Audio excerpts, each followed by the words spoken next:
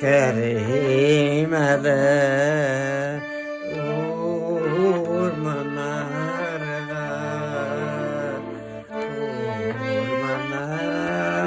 ormanlar arasana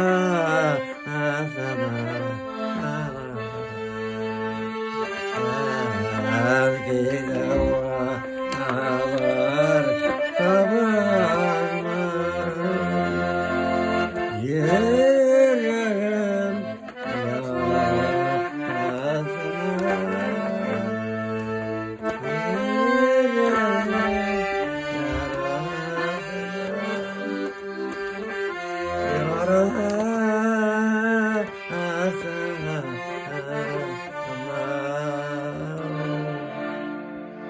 Garmunca kanalının garmunca dostu İdris abi, Alişin.